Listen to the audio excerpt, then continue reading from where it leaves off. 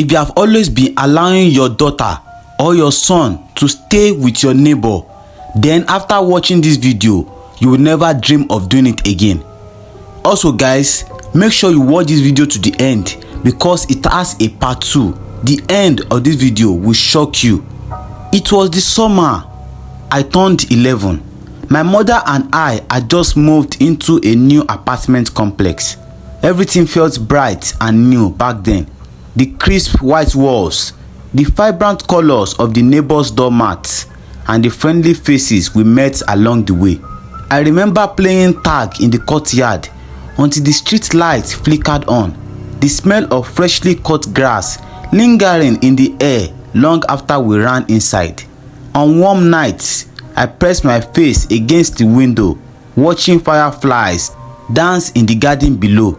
But then there was Marcus, the man on the 3rd floor. He was a quiet loner, or so I thought at first. We crossed paths occasionally in the hallways, exchanging polite smiles before retreating to our own lives.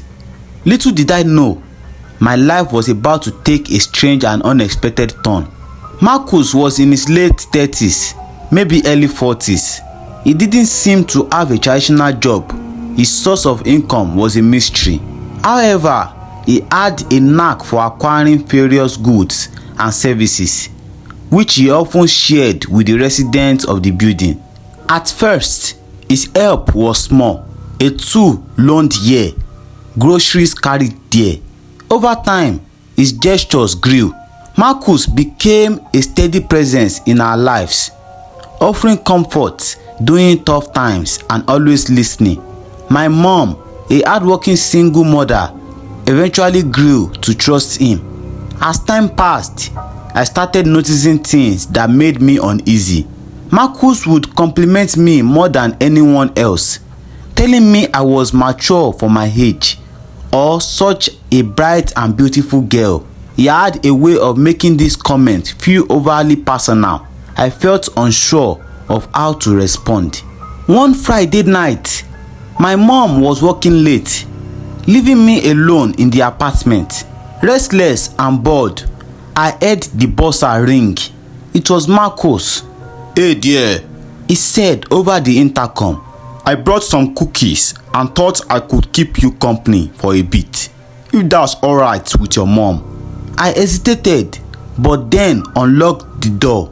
"Yeah, sure," I replied. Marcus stepped inside, setting the bag of cookies on the counter. "Where is your mom?"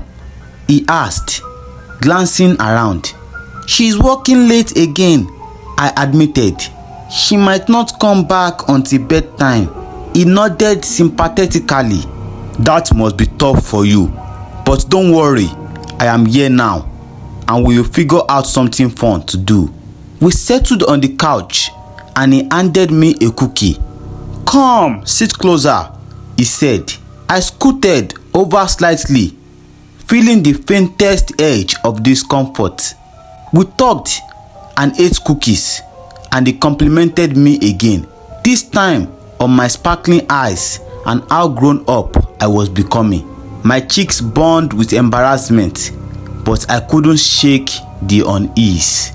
Immediately, he stood up from the couch and stood in front of me. So guys, this is where I'm going to be ending this video.